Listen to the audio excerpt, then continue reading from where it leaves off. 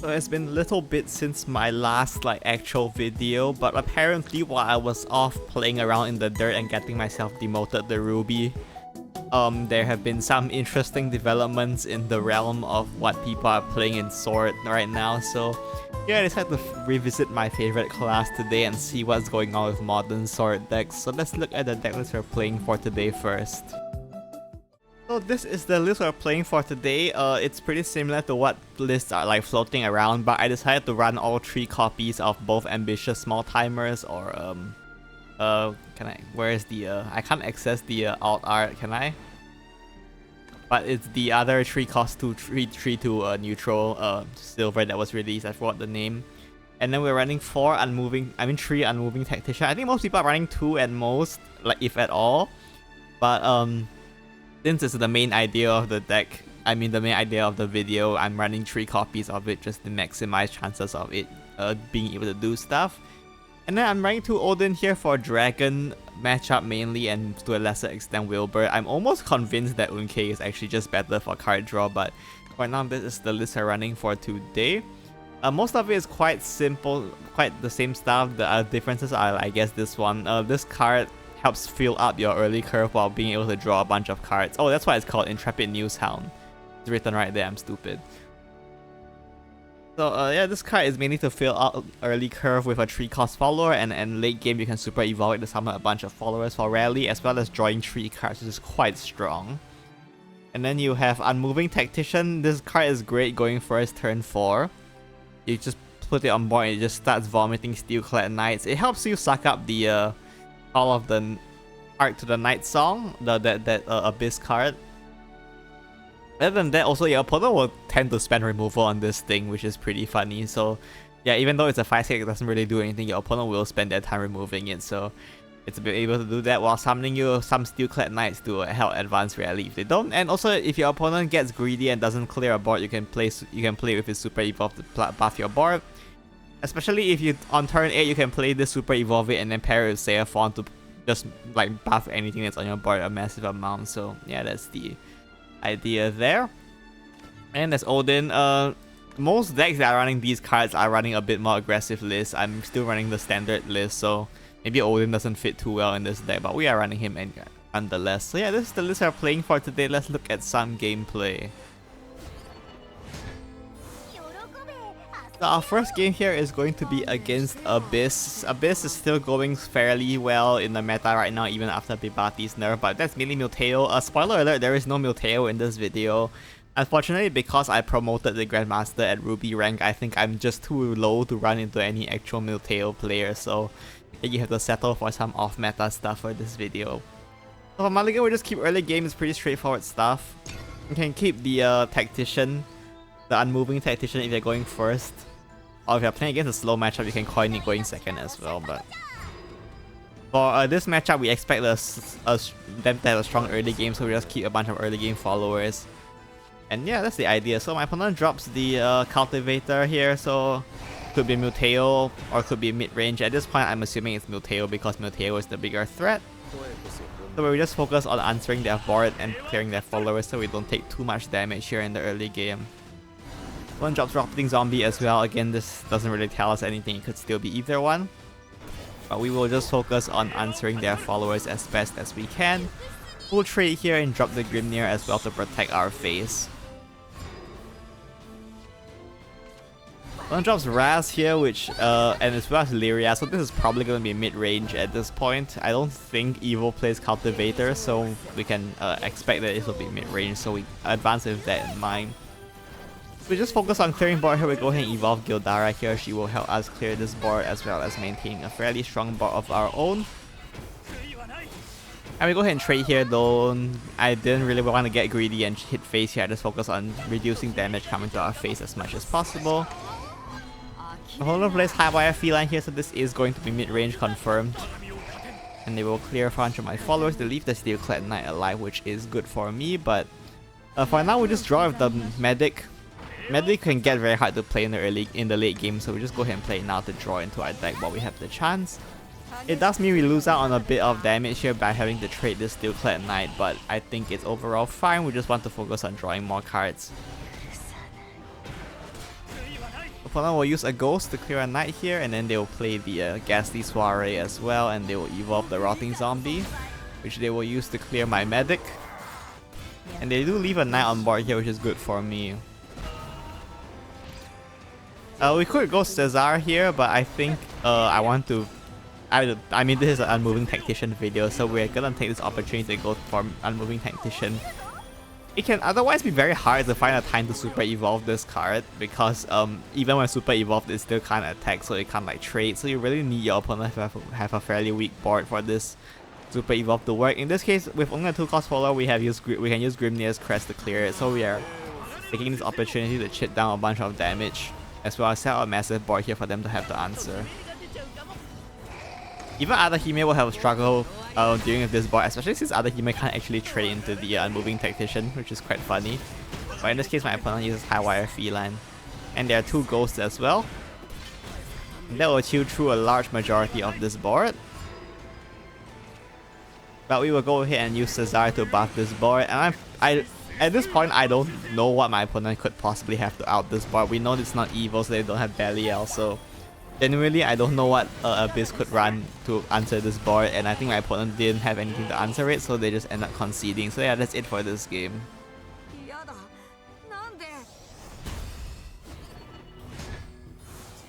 Now, next game is against Rune here, and we are going first. Again, we just keep early game cards here. Pick up 2 Seraphons, which is nice, but unfortunately no card draw. This deck has pretty bad card draw problems, which is the reason why I'm thinking of swapping out Odin for Unke, but you know, that's neither here nor there, I guess. So now we're going to go ahead and drop Shard Operative here. Just because that is our early game. We'll drop Pretty Predator here, that's completely fine, we're not too bothered by that. We're just going to go ahead and just keep landing out followers and getting our rally count up. It's another Pretty Predator from my opponent, and they will trade into our follow here, which is good for me. We can go ahead and trade the knight in. And then we draw Unmoving Tactician, our boy, to start summoning things. And here Unmoving Tactician actually does some pretty good work here. My opponent evolves Valharia here, but they do end up banishing the Unmoving Tactician instead, so our last words on this operative actually gets to survive, and we do get the knight off of it, which is quite nice. Here I make a play that can be considered maybe a misplay.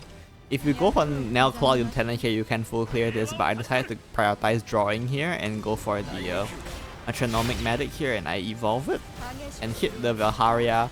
There are a lot of options here. We could have went Nailclaw, we could have targeted this instead to deny them this evolve effect, but I figured that this should be fine. Honestly, this might be a misplay on my part in hindsight, but I'm not entirely sure, so I guess you can make your own decision on that front. And here my opponent will use your Abomination to clear while drawing into their deck, and then they'll just poke me in the face with the little beastie, which is fine. Now we can use Nailclaw to clear this board. This is actually a prime board for Metronomic Medic, but because we don't have the hand space to play it right now, we decided to go for Nailclaw instead. Plus Nailclaw gets more rally count going because we need to get rally going. If you get a rally too slowly, you will run out of evil points and just be unable to answer boards without stuff like Gildaria, so that's definitely worth paying attention to. When it goes Muriel and Reset here, we are just gonna go ahead and use another Nailclaw again. And this time we are gonna use our evil point. We have 2 Seraphons in hand, so we might as well start advancing them. You can see that by doing the evolve here, we put our Skybound R at 10 next turn, so we can pair it with something like Ambitious Small Timer, which is a pretty common play in this version of the deck. And then we'll coin out Grand Jita here, and they will conserve that evil point. You will see that they get punished for conserving the evil point here, but honestly I feel like that was probably the right play, just because evil points are quite valuable in dirt. In this case, we will be able to punish them by super evolving the small timers, and then we can use Seraphon here to evolve all of them for a massive board that my opponent has to answer with here. And my opponent fails to answer it cleanly, so they are forced to go for Norman here. The only card they run that could answer this board is probably something like if they play Old Lilantum and combine it with like the Gluttony spell, then they can probably clear these, but otherwise the most reliable is the Abomination. Either way, we are pretty well positioned. We have quite a few powerful cards here. We are on track to evoke a Sandalphon next turn, then we can pair it with like Metronomic Medic to advance the count, and then go for a Gildara plus Sandalphon finish. So Yeah, we're in a pretty good position here even if they did manage to clear it, but here my opponent just doesn't manage to clear it properly, so they are tiring themselves over with a Norman Guardian Golem board. Unfortunately for them though, we quite cleanly have lethal here, so just go ahead and trade here. Then we play Gildaria, who will evolve because we have Rally 20 now, and then we can go ahead and trade into their Guardian Golem to make board space. Drop Ambitious Small Timers here, and then Serenity's Shield for a last bit of chip damage before we finish off with the followers on board. So that's it for this game.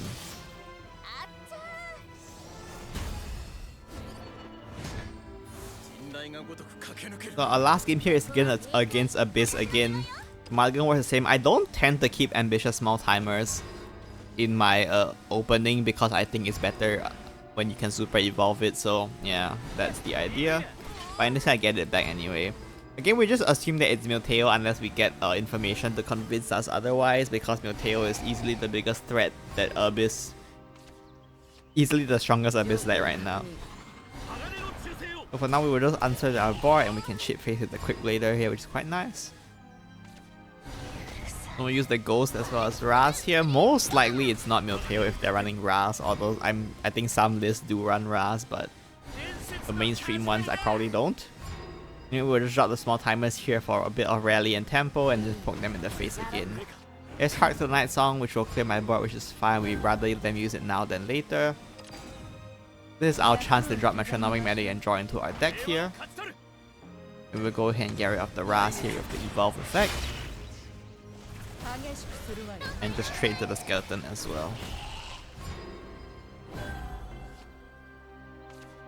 Don't just Fickle Necromancer here, which tells us this probably isn't going to be Milteo. I don't think Milteo runs Fickle right now. I guess this will allow them to clear some of my followers here, which is good for them. And they drop Wing Servants as well, just to go wide. Which is a bit annoying, but it's not the end of the world here. We can go ahead and use Nailclaw Lieutenant to clear this board.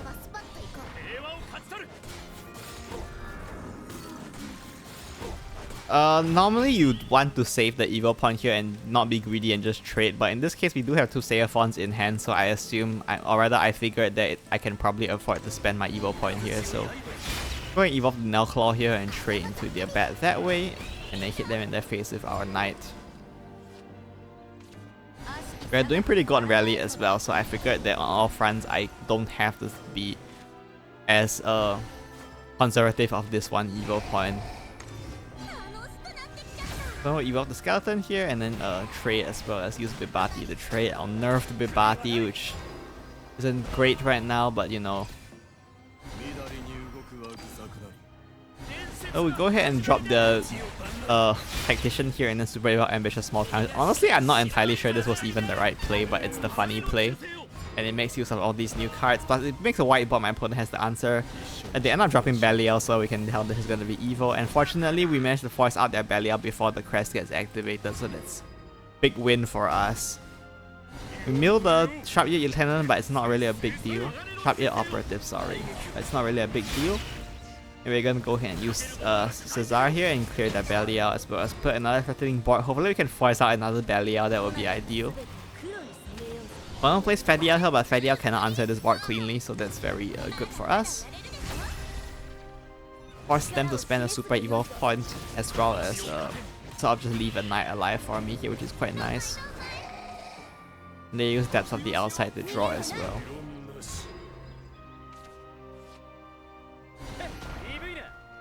So we go ahead and get one Sandalphon off here just to try getting the Sky Mount on the second one. Pretty standard stuff here. Clear the Quick Blader here just to make sure we can clear, and then we just chip them in the face. Honestly, there is an argument for just ignoring the Knight, the Skeleton, and just going pure face, but I think this is probably fine. Opponent goes for Adahime here. If we left the Skeleton alive, we would have taken extra damage from this Adahime, but honestly, in hindsight, it probably would have been fine. Although I do have enough finishers, it probably would have been fine to just ignore the Knight and went face there. I think that was a bit of a misplay on my part. For now, we are going to go ahead and use this Seraphon to advance our Sandalphon count, as well as just make a threatening board for my opponent, and clear that board as well.